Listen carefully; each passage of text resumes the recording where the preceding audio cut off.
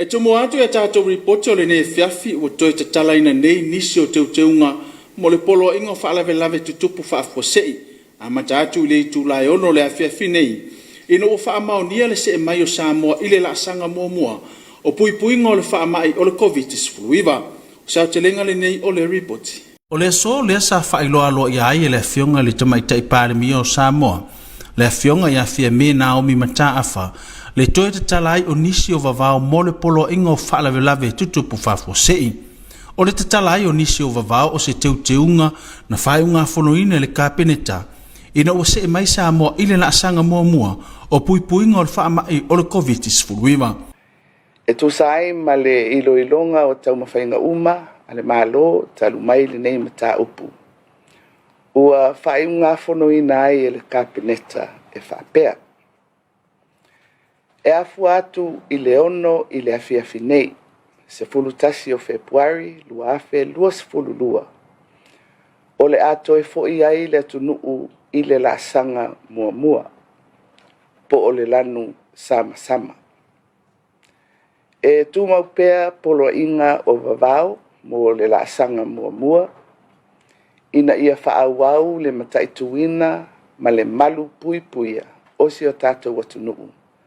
Mai le COVID-19. E tu sa o le lua vai aso o tuanai sa iei Samoa i le la sanga lua. Ina o whaamaunia le leai o se isi i tua ua afia i le nei whaamai. Pe tai o le o se e mai i le la sanga mua ma ua ngai ina te tala nisi o vavau. Pe i o aonga o nisi o au nanga. Whaapea ma whaapotopotonga to o tele. Ai meise o le ama whai o na malanga pe au wai whanau. I lalo se fulu lua tausanga i whaata singa to o tele. Ua tatala potopotonga i no fuanga faitele. Ai mata i tu pea le puipuinga lau tele mo le whaama. Ua tatala le whewa e o tamaiti la loifo o le sefulu lua tausanga i no fuanga faitele. O le a tatala a onga uma, mata alonga, i a inga ua uma o na whaatulanga i le la sanga mua. Ua tatala, fe malanga inga i le sami, ma le lau ele, i taimi whaatulanga ina masani, i aso umo le vai aso, e au fiai ma le aso sa. Ua tatala ta elenga i le sami ma vai tafe, i aso umo le vai aso, se i vanga na le aso sa, to a whaatanga i le sefulu lua i le auli. Ua tatala fale ava, ma fale kalapu, ma i le asongfua i le astonai, i le ono i le taiao, e tau i le sefulu lua i le pō. Ua tatala le whaatauina o le awa malosi i nofoanga, ma fale oloa whaatula fonoina, ma i le ono i le taiao, i le sefulu lua i le pō, o le asongfua i le astonai. O loo whaasa, ta alonga whaitupe, se i vangana i le bingo, mai le asongfua i le astonai, mai le ono i le taiao i le sefulutasi i le pō, o kasino mai le asongfua i le astonai, i taimi ua whaatulanga ina i le lasanga mua. Ua tatala fale ainga, mo tau mawhitanga, ma le aveina o tau mafa, mai le ono i le taiao i le sefululua i le pō, mai le asongfua i le astonai.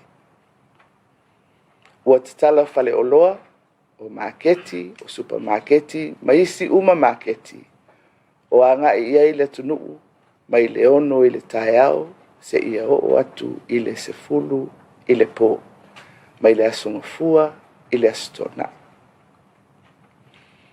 Ua tatala fale ia, ma le marketi o fua o whaele eleanga, mai le ono i le taiao, i le valu i le pō, mai le asongfua i le astona.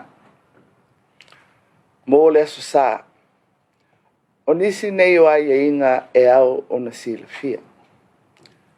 Maketi ia, mafunga lei o le atatala i le wha, i le iwa, i le taiao. O supermarketi mawhale o lola iti, o pamu penisini mawhale talavai, private, e te tala i le sefulu lua i le auli, i le sefulu i le pō. O le a whaatanga tangata lau tele, o na tā umafa i whalitari malo i asusā, mai le sefulu lua i le oli, i le sefulu i le pō. E o mai le temine o lo tapu pea fe malanga inga whaavao malo, wha pea malanga monga luenga whaavai teimi, vanga na malanga ua pasia le malo, ai meise o uta e awina mai fafo.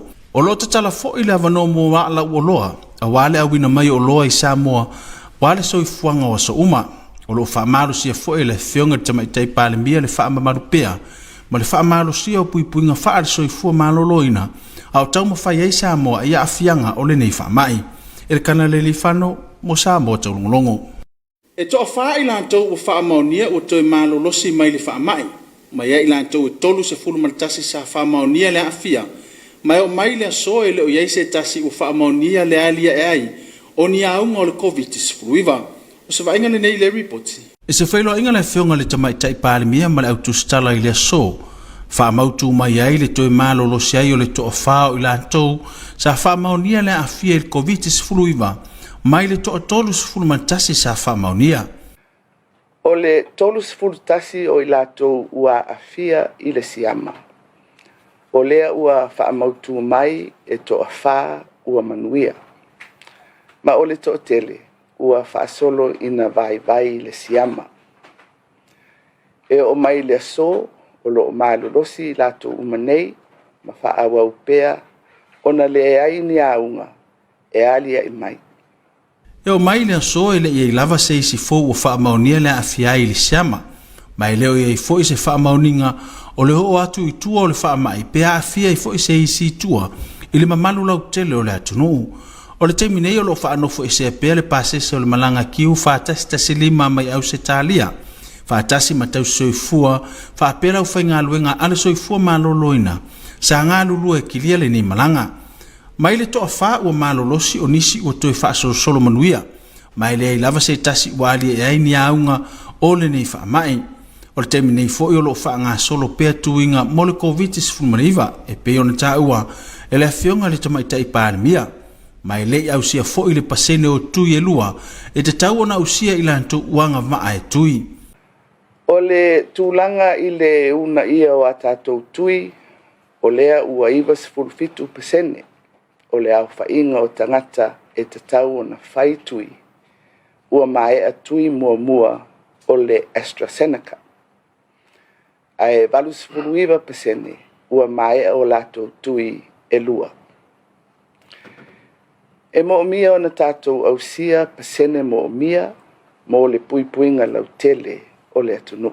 Ta ua foe le tamaitai pāle mia o lo talia le tui mō le whanau i le vai tausanga o le limanga i le se furulua tausanga le mātutua i nei mauti noa le puipui o Samoa ma ia afianga o le COVID-19 i le kana le lifano mo Samoa taulongolongo. Inisi o tātou tala i le asia singa sa whaatautai le pūlengo tangata ta whao mai mo mai fafo ma leu whaasalalau. Wa mau ai le ese o fina ngalo pule o wharitali malo ai meisi o lātou fuafuanga whaata oto e ato e tatala whe malanga inga whaavao malo.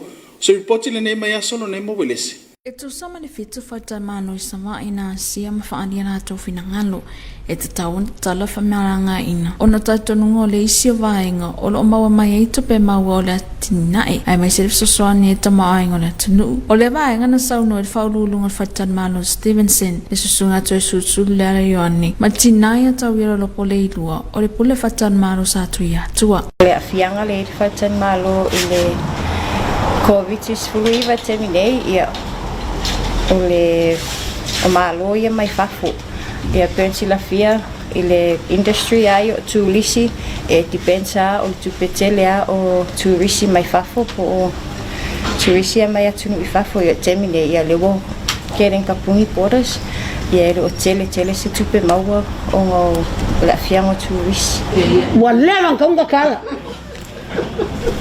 ba ai ka ke ko fe fo le mea pa le mea ia o inga ka o kui fai le kalifonga ia ma we ke ka fo i mea ke loema peita e nisi o pulenga fatan malolo ave fa mo man fa mafa isaunga le mu ma soi fa malolo ina tangata no Samoa mai le whaama e COVID-19 le ana wha lewe au nanga langoto maltai dua beach palace. I le la sa nga tatou te nau ai i le tupi. Ai avea malai e afui. E maua shu tatou watu ulu whaamai.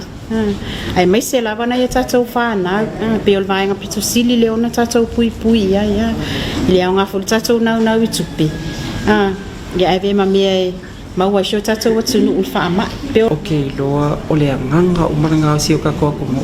Pe wa o pipisi solo fa e mai ko mo o malava ai pe o le nganga o Samoa ia fa sa o inga lava yo kako awa nge yo mai show sa Samoa le fa mai unfortunately o le o nge ia ai ia ke wa ia fa mo le lava mo le fa fisilinga e se le mo lunga lava ai I yola o si o kako ko mo e sidi ia ke au le kako wola ma ki kiva ale ko ke fia me le mo mai kako ai akakala ngai ai o mai I o ai ala la fa inga o kako kanga o se bai inga ngalo ko ika fo e ma fa ni kula o ke mo fa ngoa ya o ke ma walunga lava ai ika ngaka o Samoa le ola Samoa Isa o kele o manga o aka ika o le pui ngo kako wai ka fefe se kai me kakala mai kulis ke la longa ke wa afia tato ia pole ala vale makitiva le ia inge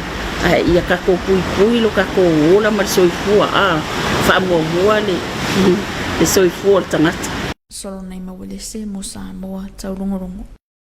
O lo ia le tali tonunga fale tali malo I le motu tele sa la fai ele o lava le fesoasoani le malo o lo whaamatu ina atu mo le wha le leia antili o le lanto au nanga a o afi aia tina e tautu risi o no le whaama I o COVID-19.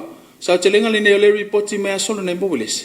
I le whenga ia le tino maa whenga COVID-19 o se tasiro whawhita o leo lo whenga I manise whatan mano tanu mai un whenga I le tino maa wawal whamai. O le nei tu langa ua whai nei tupe mawalo whalangonongo ia tina e alai tangata siasi. Ta ua nise o nanga le te roa rea whiangon whamai e pilotu I titi ero fwai numero mamalo rea tunu e a whea maasia. Mai le mai ngana whai loa I fwai whaululunga.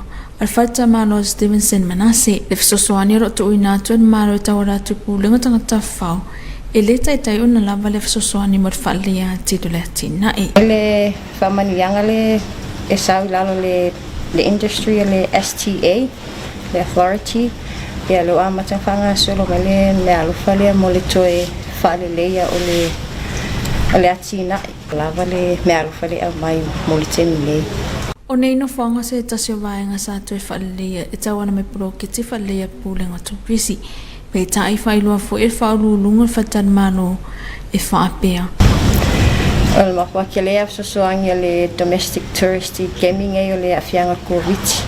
Ia wa anga le ia nei tu risi fo ia e le se tupe maua a le whaitan malo e sosoani mo le tong e mo ia e le o lava se tupe maua mai le domestic. But o la wo ia sosoangi o nei tu risi I nisi fo I vaenga le atina e ngā whaitan malo. Solo nei mawalese mo Samoa taulogologo. Mai mo mai lor tulango ye le talo tau mo Samoa I le afia finei ma le asoa tai au. Talo flav Samoa se whapoponga le nea lo tala tau mo le nea sfareli. Fautuanga mo timunga mawhalo wha amasia pia mo Samoa. Mai le ata satelite se vaenga wa mawalalo o lo ofiti ai nei le atuno. Ata whawhanua le tau o sua sa vili o lwaitu e lawanga mta polo lo afia ai nei le atuno. Mai afia iau matimu inisio taimi. Tala tau mo lo whanua le puana nei e waoa inisio taimi matimu ta olua wa solo ai. E mamafa e popo ufa pia nei William Faititili. Mula stoa na e lata apisolai timu ma e ono feo lolo le mamafa. Mo nga sami imol po ne mela so taya o sa vilo lwaitu e lawanga mta polo sifuli mga 2 kilomita le itola. Mo nga lo tasi tesman 5 mita. Tala tayo la sotu I maltai to sfulu na minute falwa veao, pele il mai tolo sfulu 5 minute le sfulu. Sotu ito yono minute fala fiafi onto pele ele le oltai lo sfulu minute, te ele sfulu po.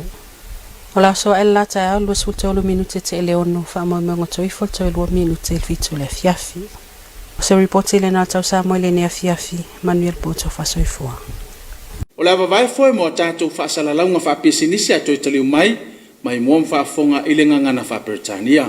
Our TV2 News will be right back for our English bulletin Ada diso komeso pray.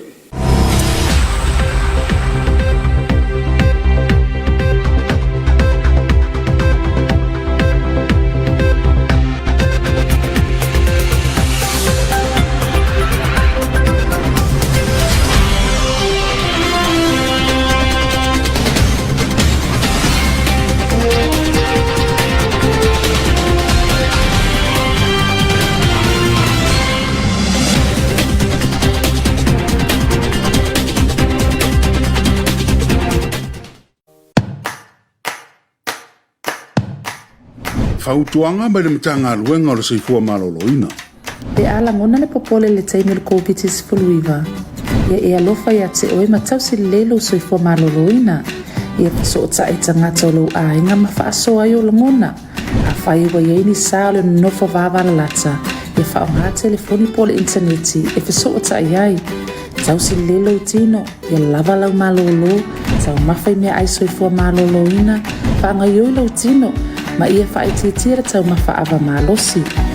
Ia whaia ni au whaatinonga i te fia ma maasania ia so uma. Te pio le pukalwhale, whaisau tatalu, o le taha le pese ma e siva ai. Ia mātai tū le leifa matalanga sa au winga le Komiti Faamisionare. Ma ia tau mawhai fo ia awara so ona matamata i tala whaasala lau. Ia a whai ua lofi tūhina oi le tele o whamatalanga. Au le whaonga aina leo le tapaa o le aba malosi ma nisi o la au whaasaina e pūle ai o langona e fōlinga i ono sosoani se taimi pōpō ai wha te tele ina ai ona e whaanoa noa ma le fia i mo se taimi umi e ese le tali atu le whanau la haiti pe a oi na popole ia e langona ina le popole a lau tama ma ia a pongi mai ma mata i tūle le ia wha au waunga i o inga i te tau na whai e pe o le whai o mea onga e taimi e ta aluma malolo ai. Whata ua le soifua malolo ina mawhauwhau. Monisi whaamtalanga whaapso taimi tanga runga le soifua maloloina. I le telefoni numela ono barutasi o.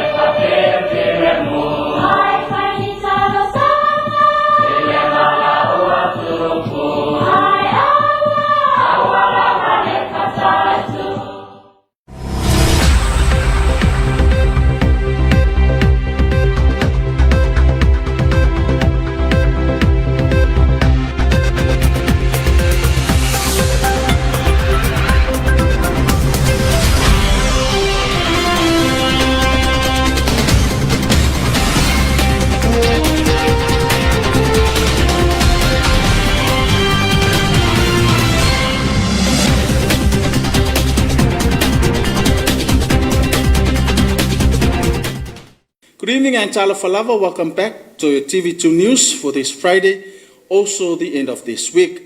Leading our bulletin tonight, the state of emergency order has been eased some restrictions starting from 6 p.m. this evening, when Samoa is now at alert level 1 of COVID-19 prevention. Here's more on this report. The eased restrictions to Samoa's state of emergency order has been officially announced by the Prime Minister, Honourable Naomi Mata'afa, this afternoon. The relax of orders following the Cabinet's decision, and Samoa is now alert level 1 of COVID-19 prevention. After careful consideration of our current situation with regards to the revised alert levels matrix and the progressive achievement of our vaccination rates, Cabinet has decided to move our SOE orders to alert level 1, color-coded yellow. All operations shall continue as clearly stipulated in the SOE orders for alert level 1. The alert level 1 under the amendment of the state of emergency order caters for easing some of the restrictions, including the reopening of schools, other services, public gatherings. Also permitted the children under 12 years of age to travel and also permitted to attend public places. Some of the main conditions that will now apply under Level 1 include opening of all schools, the allowing of public gatherings, extended opening hours for markets, supermarkets, small stores, petrol stations, and pharmacies, extended opening hours for restaurants, the opening of bars and nightclubs. All local travel by sea and land are open. All overseas travel are subject to cabinet endorsement. There is now free movement of children under 12 years in public places. These changes under Alert Level 1 shall start from Friday, 11th of February, 2022 at 6 p.m. All inbound repatriation flights, seasonal workers flights, and outbound passenger services flights are still suspended until further notice. Container ships and oil tankers are allowed to berth at Matautu Wharf to ensure adequate food and fuel supply chains for Samoa. The Prime Minister also encouraged to maintain the health and safety measures while Samoa is managing the situation of COVID-19. Elkana Lelifano for TV2 News. The 4 of 31 who tested positive of COVID-19 were now fully recovered, and they are all asymptomatic, as confirmed by the Ministry of Health. Here's more on this report. Honourable Prime Minister Fiame Naomi Mataafa confirmed in a press conference today that 4 of our positive cases from 31, as it was before, have now been fully recovered. The 48 passengers that never tested positive have been released.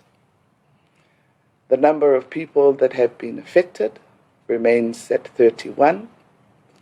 Some have fully recovered and returned negative tests with subsequent release, while others are close to making full recovery.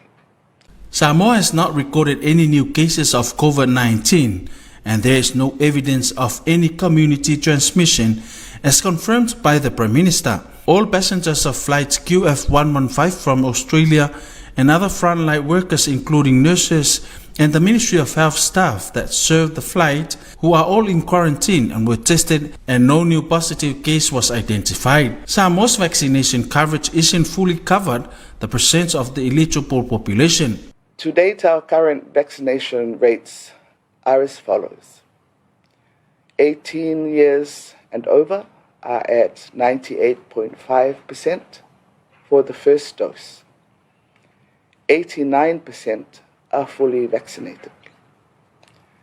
The 12 to 17-year-olds, 89.8% of the first dose, 73.4% are now fully vaccinated. Overall, 96.8% first dose and 86.3% fully vaccinated. In terms of numbers, 145,077 people have received first doses, and 129,200 people are fully vaccinated. A total of 2,012 have received booster injections and have been done to date. 1,043 of those are females and 969 males. In addition, arrangements for the delivery of the pediatric Pfizer vaccine for the 5 to 12 years of age cohort are being finalized for implementation within first quarter of this year. Elkana Lelifano for TV2 News. In other news, during the tourism tour conducted by the Samoa Tourism Authority and media, which has found out that hotels' owners have different view and plans for the future when the borders are open. Here's more on this report from Solonemo Willisi. A total of 7 hotels, including resorts in Samoa, were visited and expressed their views that borders should be open, as it is believed that one of the main sources of revenue for development is to contribute to the economy of the country. Due to their concerns, it consists different bills with some of the response from other resorts, such as Langoto Resort and Tailua Beach Palace, as they expressed that even if the country is facing the impacts of COVID-19, also the industry of tourism, their concern is the safety of everyone, especially young ones and elders. They are the ones who are mostly in vulnerable condition if the deadly virus spread when borders are opened. Solonai Mawalese for TV2 News. Let's have a look at the weather forecast for Samoa for tonight and tomorrow. Good evening once again, Samoa. Here's initial updates of your weather forecast for this Friday evening. Heavy rain advisory remains in effect for Samoa. Satellite loop shows low to mid-level clouds currently affecting the islands. From our weather map, a moist northeast to east wind flow prevails over Samoa, with associated clouds and showers affect the group at times. Forecast for tonight, cloudy with isolated showers, brief heavy falls and few thunderstorms possible mainly over highlands. And for Saturday, scattered showers with moderate falls possible. All marine waters for tonight and tomorrow, northeast to east winds of 15 to 25 km per hour, waves of 1.5 to 2 meters. And in tide table, the tide expected to be high at 16 more minutes to 4 early morning, low tide at 25 minutes to 10, high tide at 6 minutes to 4 in the afternoon, and low tide again at 22 minutes past 10 at night. Sun will rise tomorrow at 23 minutes past 6 in the morning and will set at 2 more minutes to 7 in the evening. And that is all we have for you this evening, Samoa. Good night. That is the conclusion of our TV2 news for this Friday. Also this week, I would like to mention the generous support of the Samoa Water Authority, which enable us to report our bulletin for tonight also this week. Enjoy our remaining programs and have a blessed weekend. Good night. Taun unga le nao lau Samoa Taulogologo, mo le afiafine e maiso le neva yaso, fa afetai tele le langolongo mai le pulenga suavai. Fa walo mai manga iniso tato pol kalame fata oto mo le ni afiafi, Wanu teleina linea fiafia maisol fa ungo linea yaso to fa soifu.